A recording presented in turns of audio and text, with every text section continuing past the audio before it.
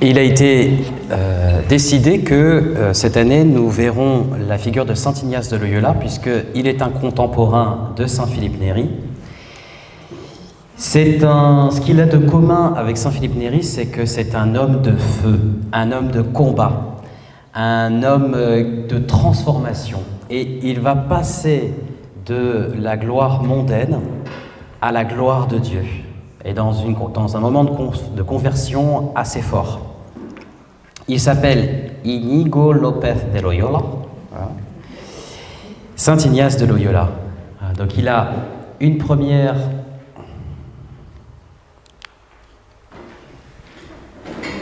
Voilà, donc ces toutes premières années sont vraiment des années classiques de laïc. Il est né en 1491, donc au Pays Basque espagnol, dans une famille noble.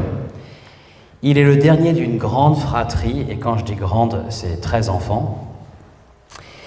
Il va connaître deux moments très difficiles dans sa vie. Lorsqu'il aura 7 ans, il perdra sa maman, et à 15 ans, son père meurt.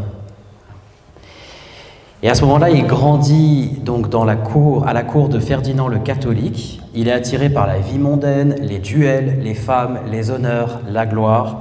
Voilà, il veut être un grand chevalier sur un cheval blanc pour sauver des dames en détresse, comme les romans de l'époque.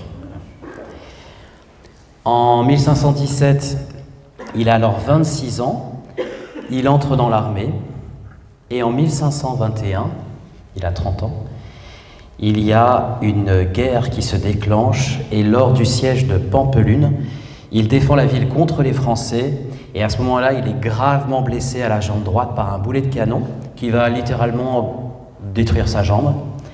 Et cet accident va mettre fin à sa carrière de chevalier. Voilà. Tous ses rêves s'effondrent. Et pour lui, c'est un moment charnière. Voilà. Il rentre dans la maison familiale, il se fait soigner et il part en convalescence. Et c'est ce moment-là, en fait, qui va être le moment déterminant de sa vie, parce que il a une très grande période de convalescence, il est allongé, il est immobilisé pendant des mois, et lui demande pour s'occuper des livres de chevalier, de chevalerie. Voilà. Mais en fait, on va lui donner seulement des livres de vie de saint, et surtout une vie du Christ. Il est d'abord frustré, parce qu'il voulait continuer à rêver son côté chevaleresque, mais peu à peu, en fait, il est touché par le feu de Dieu. Il a un déclic, parce que quand il lit la vie de Jésus, il se dit, les pensées de mondanité que j'ai, quand je suis fixé dessus, une fois qu'elles s'arrêtent, ça me laisse un grand vide intérieur. Mais quand je pense à la possibilité pour moi de vivre pour Dieu, eh bien j'éprouve une grande paix intérieure, une joie profonde et durable. Et ça, pour lui, ça va être un des principes fondateurs du discernement spirituel. Qu'est-ce qui me rend heureux? Et surtout, qu'est-ce qui me rend heureux dans le temps? Qu'est-ce qui perdure? Donc il fait cette distinction entre gloire mondaine, gloire de Dieu, et là il va se dire, en lisant la vie de Jésus, qu'est-ce que Saint François d'Assise et Saint Dominique auraient fait? Et donc là, il va se plonger un peu plus dans la vie de Saint François d'Assise et de Saint Dominique, et il va décider de se donner à Dieu. Donc là, il va tout quitter, et il part en pèlerinage avec l'intention d'aller à Jérusalem. Et donc il se fait pèlerin de Dieu. En 1522, il a 31 ans, il est rétabli, il décide de partir et il va faire une halte de 3 jours à l'abbaye bénédictine de Montserrat, que vous avez ici. Là, pendant toute une nuit, il va prier et il va décider de déposer ses habits militaires, son épée devant la statue de la Vierge Noire, et il va prendre l'habit du pèlerin, donc juste une tunique. Donc là, c'est juste une nuit. Donc il reste 3 jours, mais pendant une nuit particulière, il pose un acte de renonciation et un acte de choix de vie simple, un peu à la manière de saint François d'Assise. Il va partir ensuite près d'1 an à Manresa, ici. Alors là, donc c'est une petite ville de Catalogne. Il passe presque 1 année dans une grotte. On repense à saint Philippe Néri qui aimait aller dans les catacombes de Saint-Sébastien. Et lui, il va mener une vie d'ascèse, mais très profonde, jeûne, prière, combat spirituel. Il va mendier sa nourriture tous les jours. Et il va faire l'expérience d'une nuit spirituelle. Il va être traversé par les doutes, par les scrupules, par la tentation du désespoir. Mais il va aussi recevoir de grandes consolations profondes, des lumières aussi pour mieux comprendre la vie de Jésus, l'action de Dieu, la manière dont les esprits se manifestent dans l'âme.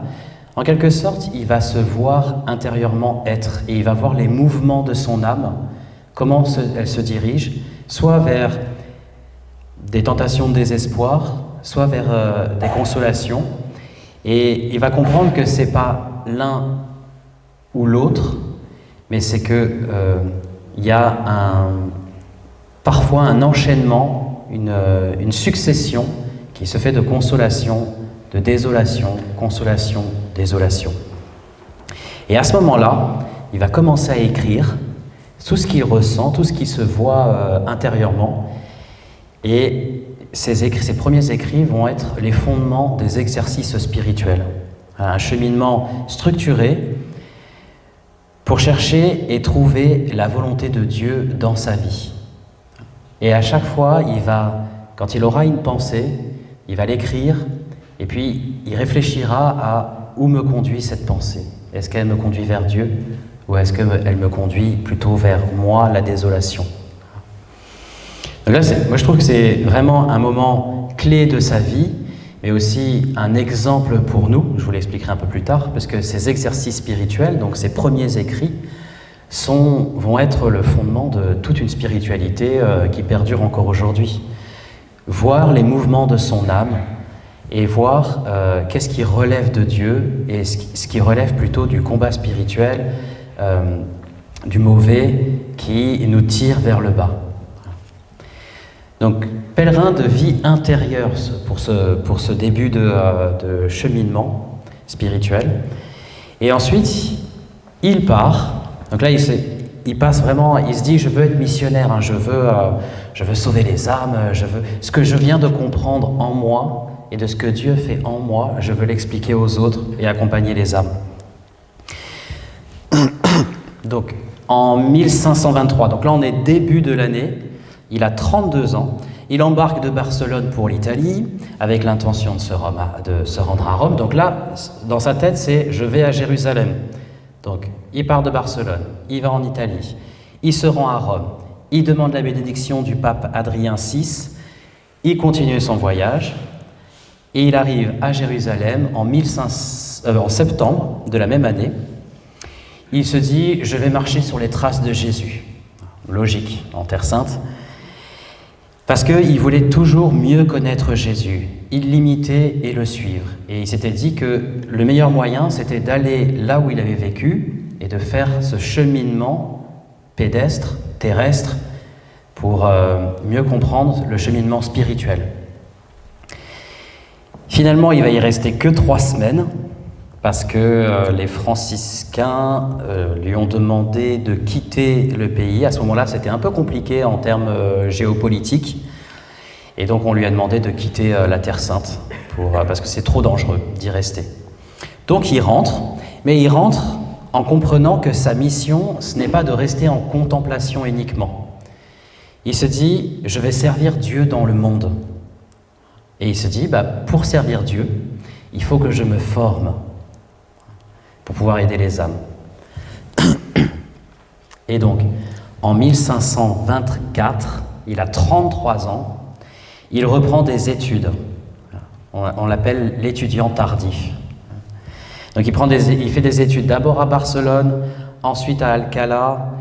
Il va consacrer 11 années d'études 11 années d'études. C'est un chiffre important parce que il me semble que chez les jésuites aujourd'hui, la formation dure 11 ans. C'est ça, hein? Ouais, 11 ans.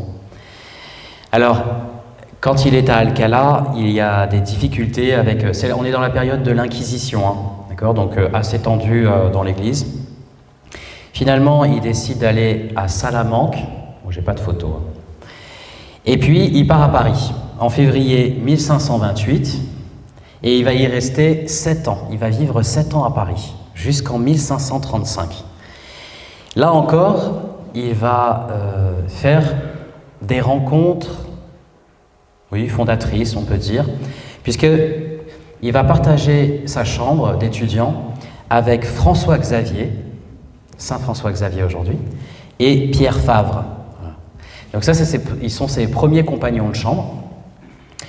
Et voilà, donc il fait ses études à Paris. Il y a, je crois qu'aujourd'hui, ça s'appelle le collège Sainte-Barbe à Paris, qui était le lieu où il avait fait ses études.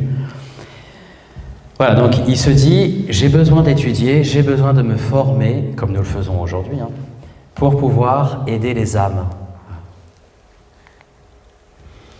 Et cette amitié avec François Xavier et Pierre Favre va se développer va faire jaillir une idée de fonder la Compagnie de Jésus, donc des Amis dans le Seigneur.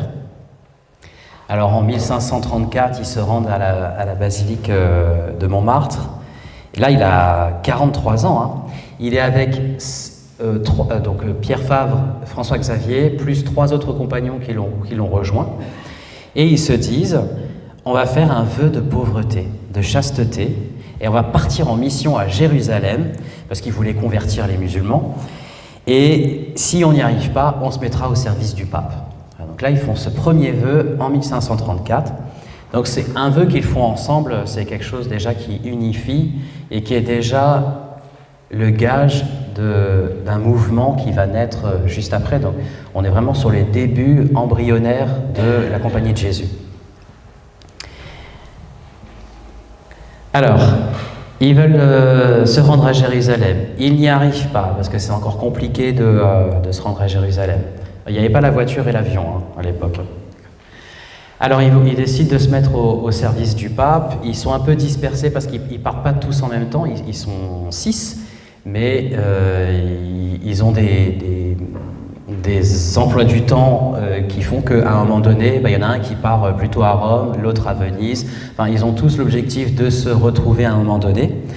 Toujours est-il que Saint Ignace arrive à Rome, il part à Venise, il est ordonné prêtre le 24 juin 1537, il a 46 ans quand même, hein.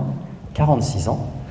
Un des points communs, un peu, avec Saint Philippe Néri, c'est que Saint Philippe Néri a été ordonné à 36 ans. On considère que c'est un âge tardif pour être prêtre. Donc moi, je suis entre Saint Philippe Néri et Saint Ignace, donc j'ai beaucoup de joie, c'est une consolation. Voilà. J'avais pas besoin d'eux pour être consolé, mais ça console. Voilà, et puis il se rend à Rome la même année et il s'y installe. Je m'étais posé la question de est-ce que Saint Philippe Néri et Saint Ignace s'étaient rencontrés à Rome, parce qu'ils sont contemporains. Et il semblerait que non, parce que Saint Philippe Néri arrive à Rome en 1534, Ignace lui en 1537. Saint Philippe est tout jeune à ce moment-là, et puis il mène une vie discrète, retirée, d'ascèse, de contemplation dans ses premières années. Donc il ne verra pas vraiment l'extérieur de Rome à ce moment-là. Et puis lui, Saint Ignace, il est dans l'idée de fonder la Compagnie de Jésus et de former ses compagnons. Enfin, voilà, donc ils sont à Rome tous les deux, mais a priori ils ne se croisent pas. Je n'ai pas trouvé d'écrit qui atteste une rencontre. Voilà. Finalement, 3 ans après, Saint Ignace est toujours à Rome, alors qu'il voulait partir, évangéliser, convertir les musulmans à Jérusalem, enfin voilà, être missionnaire du monde entier. Et en 1540, le pape Paul III va approuver la Compagnie de Jésus. Donc là, on est vraiment dans un projet qui a été présenté d'un ordre qui serait mobile, qui proposerait une formation intellectuelle poussée, disponible pour la mission, avec une obéissance spéciale pour le pape, et il souhaite mettre l'accent sur l'éducation, les missions et le discernement. Donc c'est assez précis quand même comme orientation de la Compagnie de Jésus.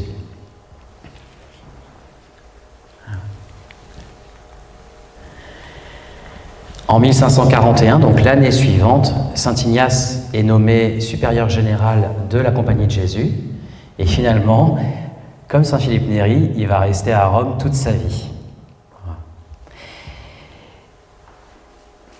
En tant que supérieur général, il faut qu'il écrive les constitutions de la Compagnie de Jésus. Donc il commence à rédiger. Au moment où il meurt, il n'a toujours pas fini de rédiger les constitutions. Ça va lui prendre un temps fou parce qu'il ne fait pas que ça. Il correspond par lettres avec des centaines de missionnaires dans le monde. Il forme ses frères au discernement, à la prière, à l'enseignement, à l'accompagnement des âmes. Il célèbre la messe, il confesse, il réalise des œuvres de charité aussi à Rome. De mémoire, il a fondé un institut pour accueillir les prostituées et les accompagner dans leur chemin de conversion. Voilà. Il reçoit énormément de demandes par courrier, toujours, d'Asie, d'Afrique, d'Amérique, et donc forcément, il va prendre énormément de temps à répondre par courrier à toutes ces demandes. Il a contribué à la restauration catholique du XVIIe siècle. On est XVIe siècle, pardon. Concile de Trente, d'accord. Là, le pape voulait qu'il y participe. Donc, j'ai pas réussi à trouver de quelle manière il y a participé, mais toujours est-il que, a priori, il aurait contribué de différentes manières à cette restauration. On réclame de lui, enfin de la Compagnie de Jésus, des collèges, et finalement, très vite, les jésuites vont se retrouver enseignants.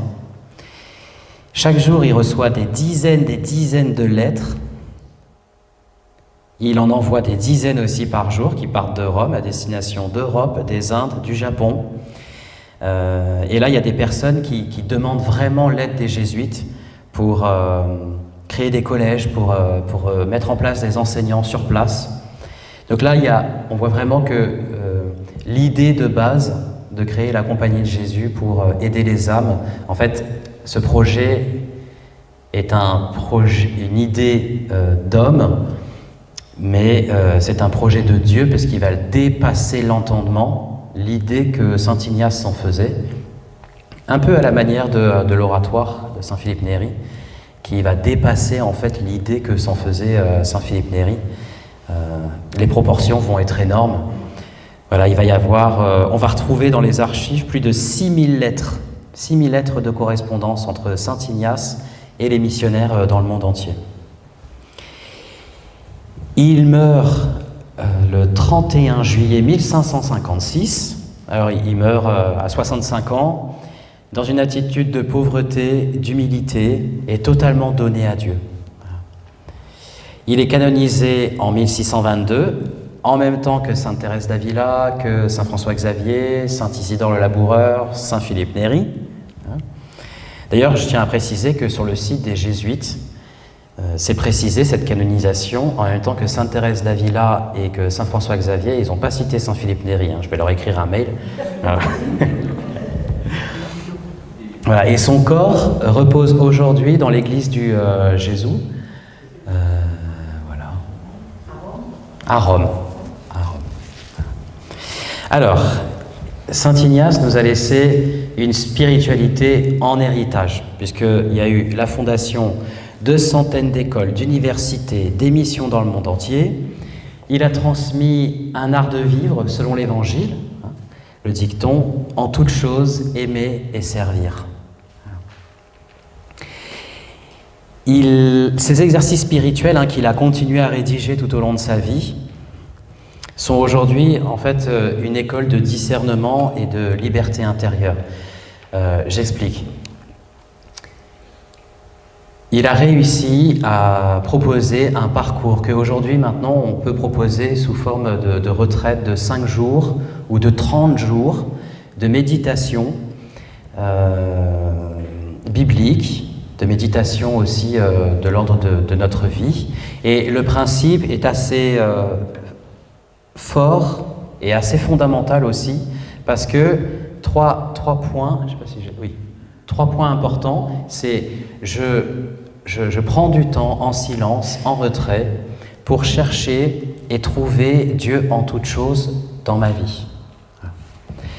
Et pour cela, il est proposé de relire sa vie, pour mieux la vivre, pour voir comment Dieu a agi dans notre vie, au-delà même de ce que nous avions pu percevoir sur le moment même. Et tous ces 2 points-là pour nous aider à prendre une décision à la lumière de Dieu. Je n'ai personnellement pas encore fait les exercices de 30 jours. J'ai fait seulement les exercices de 5 jours. Et je les ai faits à un moment particulier de ma vie, parce qu'il fallait que je puisse discerner à quelle vocation j'étais appelé. L'appel était là, mais comment? Voilà. Et c'est en général ce qu'on propose, soit pour un discernement vocationnel, soit pour une décision à prendre, une décision importante dans sa vie, changement de vie professionnelle, départ à la retraite, par exemple, difficultés peut-être familiales. Je pense dans les familles, quel projet de famille je propose en tant que père, en tant que mère, à mes enfants, mes petits-enfants. Et tout ça, ça ne s'invente pas. Il y a besoin de temps, de retrait, de silence pour bien poser les choses, parce que,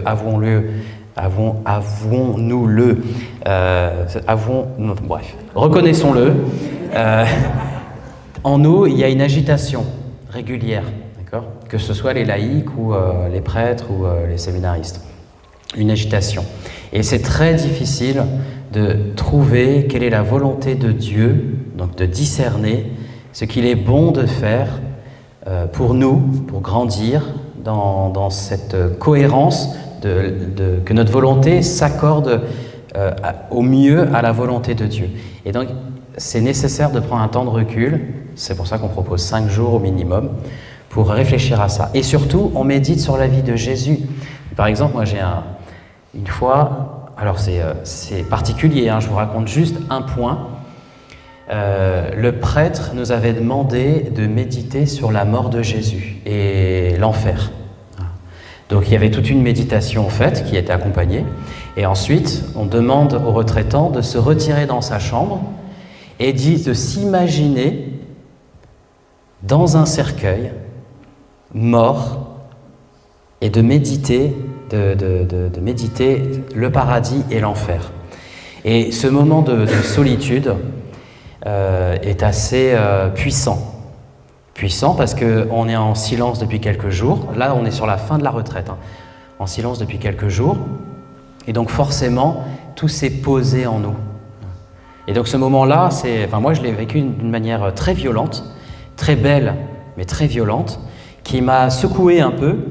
Notamment, on médite sur le péché, on médite sur la résurrection, on médite sur des belles choses aussi, vous inquiétez pas, sur l'incarnation, sur le salut, voilà. Mais on passe aussi par la croix, par la mort, et donc forcément ça interpelle, puisque nous sommes invités à la suite du Christ, à l'imiter, et on sait qu'on ne peut pas aller à la gloire sans passer par la croix.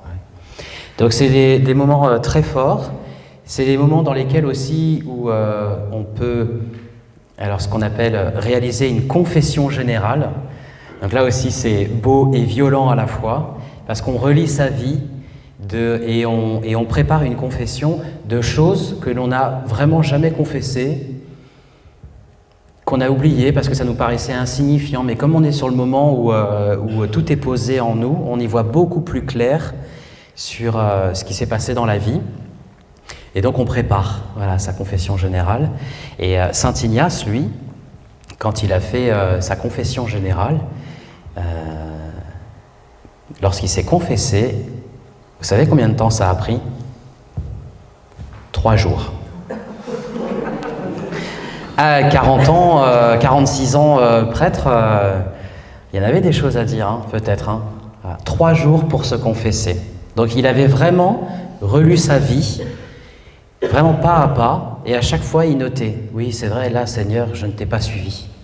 Oui, c'est vrai, Seigneur, que j'ai pas été... alors je ne dis pas pour saint Ignace, mais j'ai pas été toujours très obéissant à mes parents. J'ai parfois répondu d'une manière un peu désobligeante. Vous voyez, des choses un peu insignifiantes comme ça, mais qui font que quand on est posé et accompagné, guidé par Dieu pendant cette retraite, on voit en fait de manière plus claire des actes que l'on a posés, des pensées que l'on a eues, que en fait, on se dit c'était pas trop conforme à la volonté de Dieu. Vous voyez, c'est pas une retraite pour culpabiliser, c'est une retraite pour se libérer. Voilà, c'est ça qui est important. Et pour ensuite mieux voir dans notre vie comment Dieu agit, mieux discerner les mouvements de notre âme. On se voit un peu être intérieurement quand même, non? Rassurez-moi. Un petit peu. Voilà, donc là, cette retraite, elle permet de mieux se voir, sous le regard de Dieu, et puis de poser des décisions plus justes à la lumière de Dieu. Par exemple, à la suite des exercices spirituels, on pourrait se demander comment je réagis face à un échec. Comment je réagis face à un imprévu? Est-ce que je vois un caillou sur le chemin ou est-ce que je vois une invitation à me tourner vers l'essentiel suite à un échec? Est-ce que je suis capable de me laisser désarmer? Est-ce que je prends le temps d'écouter ce qui se passe en moi? Est-ce que j'ai déjà pris le temps de relire ma vie avec Dieu? Est-ce que je le laisse orienter mes décisions? C'est des questions qui paraissent banales, mais la retraite ignatienne permet, je pense que c'est vraiment le pied à l'étrier pour ensuite avoir des réflexes de discernement spirituel dans notre vie. Il n'est jamais trop tard pour en faire une maintenant, même quand on est jeune à 80 ans. D'accord? Voilà.